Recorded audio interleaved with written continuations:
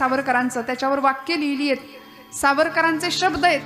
आणि सुधीर फडके महाराष्ट्रातले उत्तम गायक बाबूजी म्हणायचे लोक, त्यांना त्यांची चाल आहे, अनादि मी अनादि मी अनादि मी अनंत मी अवध्य मी भला, अनादि मी तबल्याला आवाज, अवध्य मी भला, मारिल रिपु जगती असा गवण जन्मला, अनादि मी अनादि मी अनादि मी अनंत मी अवध्य मी भला, मारिल रिपु जगती असा गवण जन्मला, अनादि मी अट्टहास करीत जरी धर्मधारणी, मृत्युशीच काठ घालुनी घुसे रणी, अग्नी जाळी मजसीला खड्ग छेदितो, त्रिभुनी मला ध्यान मृत्यू पळत सुटतो, पुढारी तयास मृत्यूच्याच भीतीने भीमो मजसी भीमो मजसी भीमो मजसी, अनादि मी अनादि मी अनंत मी अवध्य मी भला, मारिल रिपु जगती असा गवण जन्मला, अनादि मी अनादि मी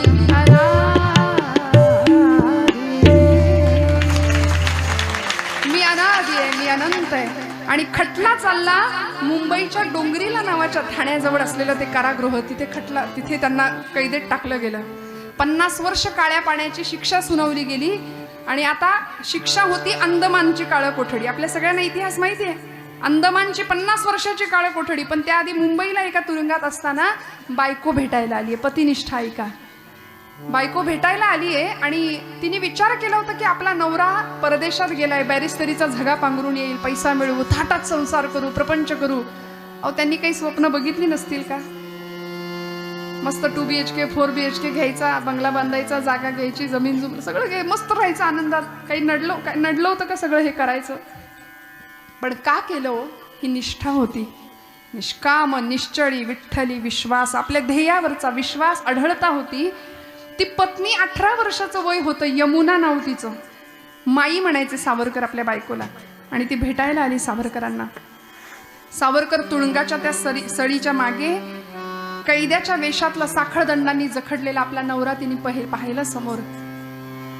आणि सावरकर सहज समोर आले आणि हसले, म्हणले, माई, या वेशात मला ओळखलं नाही ना तुम्ही? आपला पती विलायतेहून बॅरिस्टर होऊन येईल, पैसा मिळवू, थाटात संसार करू, असा विचार तुम्ही केला असशील. पण खरं सांगू का, काट्या कुट्या जमवायच्या, त्याच्यात घरटी बांधायची आणि पिलांची वीण वाढवायची. याला जर प्रपंच असं म्हणत असतील ना, तर असा प्रपंच चिमण्या कावळे सगळेच करतात. जमवाजमव करायची, प्रपंच करायचा, पोरं बाळ जन्माला घालायची. याच जर नाव प्रपंच असेल तर हा प्रपंच चिमण्या कावळे सुद्धा करतात. माई, मला माझा देशाचा प्रपंच करता आला, यात धन्यता माना. बायकोला सांगितलं, मला माझ्या देशाचा प्रपंच करता आला, यात धन्यता माना. मी तुम्हाला कसलं सुख मिळू दिलं नाही, प्रपंचाचं कसलं सुख मी तुम्हाला दिलं नाही. बायकोशी संवाद चाललाय. बरं, तुरुंगाच्या आतमध्ये असलेला नवरा आहे सावरकर. काय त्याग म्हणतात, सोपं नाहीये हे. बोलणं सोपं आहे, ऐकणं सोपं आहे, पण केवढा मोठा त्याग होता या मंडळींचा. म्हणाले, मी कसलंच तुला सुख दिलं नाही. दर वटपौर्णिमेला वडाला फेऱ्या घालताना हाच पती जन्मोजन्मी मिळावा असं तू म्हणावंस तरी कसं म्हणावं? मी तुला किती त्रास दिला या जन्मात, जन्मोजन्मी हाच नवरा मिळावा असं तू म्हणावंस तरी कसं? सावरकरांची पत्नी 18 वर्षाचं वय होतं त्या पोरीचं. खाली वाकल्या आणि तुरुंगाच्या सळीतनं हात आतमध्ये घातला, पायाला स्पर्श करणार. सावरकर मागे सरकले, म्हणले, माई काय करता? ती काय म्हणाली माहितीये? पाय बघून ठेवते, पुढच्या जन्मात चुकायला नको. पाय बघून ठेवते, पुढच्या जन्मात चुकायला नको. कारण या जन्मामध्ये स्वतःची चूलबुळकी फोडून, स्वतःचा प्रपंच फोडून राष्ट्राचा प्रपंच करणारा पती पुरुषोत्तम भगवंतांनी जर मला या जन्मात दिलाय, तर जन्मोजन्मी हाच पती मिळावा. याला म्हणायचं पतिनिष्ठा. एवढा त्याग, ही देशनिष्ठा होती. अनेक उदाहरण आमचे छत्रपती शिवाजी महाराज असतील, सावरकर असतील, भगतसिंग असतील. 22-23 वर्ष हे फासावर जाण्याचं वय होतं का हो? इकडे फाशीचा कार्यक्रम चालू आहे आणि भगतसिंगांची आई ढसाढस रडतीये. लोक विचारतायत, आई साहेब तुम्ही का रडता? भगतसिंगांच्या मातोश्री म्हणतात की मेरा भगत जा रहा है इसलिए मैं नहीं रो रही हूं. माझा भगत निघून चाललाय, त्याला फाशी दिली जाते म्हणून मी रडत नाहीये. तर माझा एकच पुत्र मी या देशाला देऊ शकले म्हणून मी रडतीये म्हणाले. याला म्हणायचं देशनिष्ठा. केवढा मोठा त्याग श्रोते हो. आणि हा त्याग तुम्हाला मला जमावा याकरता तुकोबराय आम्हाला ही आचारसंहिता भक्ताची सांगतात. काय असलं पाहिजे भक्त म्हणवून घेण्याकरता? निष्काम, निश्चळी, विठ्ठली, विश्वास, पाहो नये वास आणि कांची. श्रोते हो, तुमचं माझं काम काय आहे? काय करायचं तुम्ही? आम्ही कीर्तन ऐकलं, कथा ऐकली, रोज नवीन नवीन, आज महिला सप्ताह सुरू आहे, रोज नवीन कीर्तनकार येऊन तुम्हाला काहीतरी सांगतायत. आम्ही काय करायचं? सप्ताह संपला, झालं जैसे थे, है की नाही? पहिले पाडे काही ते आपल्याकडे म्हण आहे ना. आमच्या लेवलवर आम्ही काय करायचं? आमच्या पातळीवर आम्ही काय करायचं? आम्ही काहीतरी देणं लागतो की नाही या मातीचं, या समाजाचं, या राष्ट्राचं, या देशाचं. आईच्या गर्भामध्ये जन्म होतो, मातेपासून प्रवास सुरू होतो आणि मातीपर्यंत जाऊन पोहोचतो. माता ते माती असा प्रवास आहे. मग या प्रवासात आमचं कर्तव्य काय? अहो, आमच्या माता भगिनी रोज तुळशीला पाणी घालतो की नाही आम्ही? तुळशीला पाणी घातलं लगेच घरात आलो असं नाही होत. आजूबाजूच्या रोपट्यांवर सुद्धा पटकन गडबडीत का होईना शिंपडून माघारी येतो. तसं माझा प्रपंच मी उत्तम करू शकतो. मला करायचंच आहे. जोडून या धन उत्तम व्यवहारे, उदास विचारे वेच करी तुकोबराय म्हणतात. पण हे करत असताना मी या मातीला काहीतरी देणं लागतो. मग मला काय देता येईल? काय करता येईल आम्हाला? काय घडलं? एका जंगलाला वणवा लागला होता, मोठं आग लागली होती, जंगल पेटलं होतं. आणि त्या पेटलेल्या जंगलामध्ये एक संन्यासी त्या जंगलातून पळत होता, भगव्या कपड्यातला. एका झाडाच्या उंच शेंड्यावरती एक पक्षी बसला होता, एक गरुड पक्षी बसला होता. त्या संन्याशाने विचार केला की सगळे पशु पक्षी उडून निघून गेले आणि हा पक्षी इथंच बसलाय म्हणाले. मग त्याला विचारलं, का रे बाबा, जंगल पेटलंय, तू जा ना उडून, तुझ्या पंखांमध्ये बळ आहे, तू उडू शकतोस. त्या पक्षाने त्या साधूला काय उत्तर दिलं तेवढं ऐका की माझं कीर्तन आजचं संपलं. त्या पक्षाचं उत्तर असं होतं, तो म्हणाला, फल खाये इस पेड़ के. मी या झाडावर राहिलो, इथंच लहानाचा मोठा, इथंच माझा जन्म झालो, मी मोठा झालो, इथली फळं खाल्ली, इथेच घाण केली. फल खाये इस पेड़ के गंदे किए है पात, अब यही मेरा फर्ज है, जल जाऊं इसके साथ. आता माझं काम हेच आहे की इथे मी राहिलो ना, मग इथेच संपणार, यासाठीच काहीतरी करणार. आमचे गुरुजी फार सुंदर सांगतात, हे त्या झाडावरच्या पक्षाला कळलं, बाकीच्या पक्ष्यांना कधी कळणार? कळलं तर बघा शाब्दिक कोटी आहे, फार काही स्पष्ट उघडून सांगत नाही. हे पक्षाला कळलं, पक्ष्यांना कधी कळणार? हा, त्यामुळे अशी निष्ठा, असा विश्वास, अशी निश्चळता आणि असा निर्धार तुमच्या माझ्याकडे असेल तर तुकोबराय शेवटच्या चरणामध्ये म्हणतात, तुका कोण उपेक्षिला, तुका म्हणे कोण उपेक्षिला.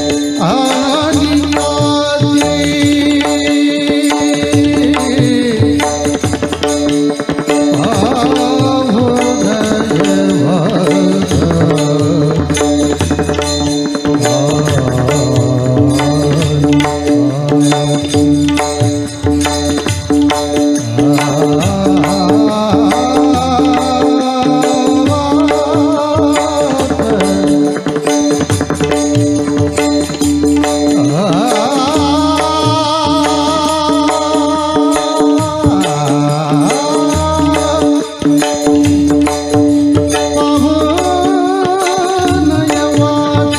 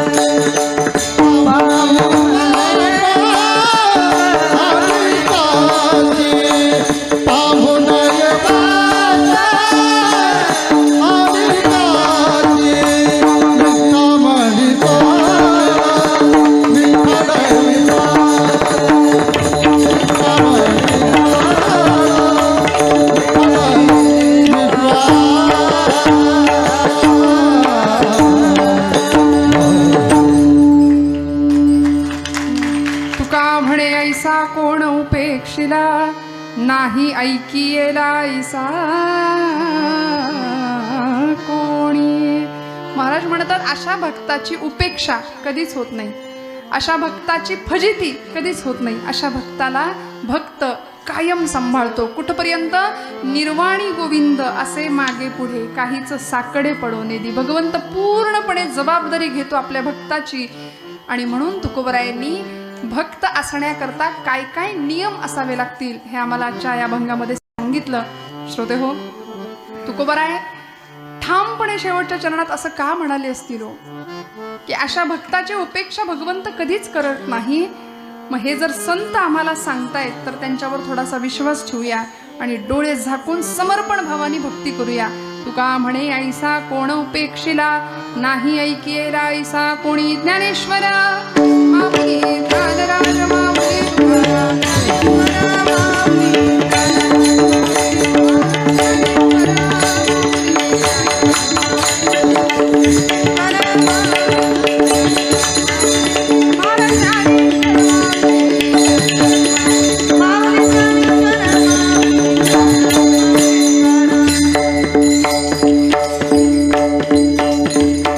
झालेली सेवा भगवंत चरणावर समर्पित करते. बोलत असताना काही वेडवाकडं गेलं असेल तर मोठ्या अंतकातनं काढून टाकूया. हे भाडेकरू येऊन बसलेत आमच्या आतमध्ये, त्यांना काढूया.